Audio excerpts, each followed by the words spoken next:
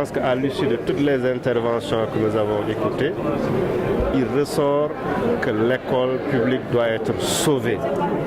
C'est devenu une nécessité, un impératif catégorique même. On a échappé de justesse à une année blanche.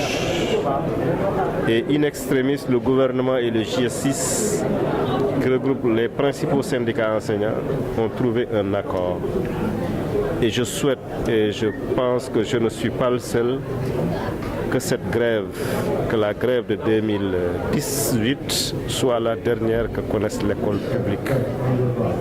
Et il en est ressorti également que l'école publique a formé les meilleurs cadres de ce pays depuis les indépendances. Et c'est encore possible d'en soit ainsi. À commencer par celle du recteur Abdou Salam Sall, de la nécessité d'appliquer les conclusions issues des assises nationales sur l'éducation et la formation qu'il a lui-même présidé en 2014. Et il demande à l'État d'avoir beaucoup plus de volonté, parce que la question est essentiellement financière. L'ancien ministre Khalidou Diallo a montré également que c'est surtout une question financière. Parce que chaque année, comme il dit, on admettait 300 000 enfants à l'école primaire. C'est au moins 6 000 classes qu'il faut construire. C'est autant d'enseignants qu'il faut recruter. C'est un problème.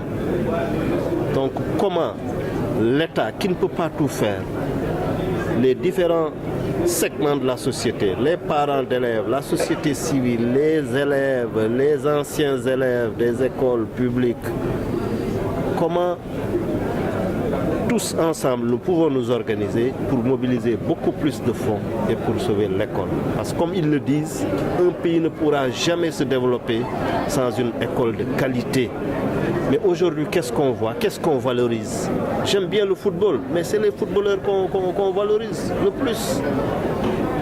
C'est les lutteurs, c'est les chanteurs.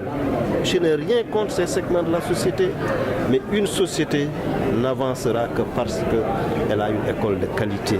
L'État ne peut pas tout faire. Il y a du réalisme. Il faut faire preuve de réalisme. L'État également doit respecter les accords qu'il signe. Les autres segments de la société doivent s'impliquer. Moi, je donne un exemple très simple. Il paraît qu'au Rwanda, il est interdit à une personnalité publique de mettre son enfant dans une école privée. Mais essayons de faire ça. Essayons de faire ça. Si le ministre de l'Éducation nationale, si le président ou le Premier ministre, s'ils ont leurs enfants ou leurs neveux dans une école publique, je pense que les choses vont s'améliorer. Donc nous sommes tous interpellés. C'est possible.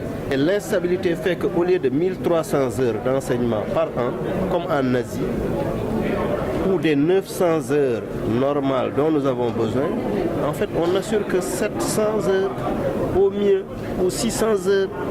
C'est impossible qu'on ait des élèves bien formés. Donc il faut que l'école soit stable. Il faut qu'on revoie la manière de faire la grève. Est-ce que 2 mois de grève, c'est normal? Est-ce qu'on ne doit pas épargner les classes d'examen? Il y a un intervenant qui l'a dit, on ne cherche pas à jeter la pierre à quelqu'un. Nous sommes tous responsables.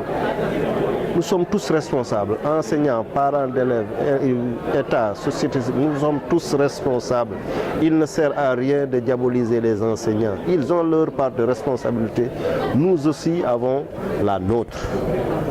Donc essayons de changer, essayons de voir ce que nous pouvons apporter à l'école publique. Si nous n'avons pas nos enfants, nous y avons nos neveux ou nos petits-fils. Donc c'est une question qui nous concerne tous. Parce que si demain on la néglige, on aura de mauvais cadres, on aura un mauvais état, ainsi de suite. Donc c'est possible qu'on se ressaisisse. Donc je souhaite que cette rencontre-là serve à quelque chose et que ce soit un déclic.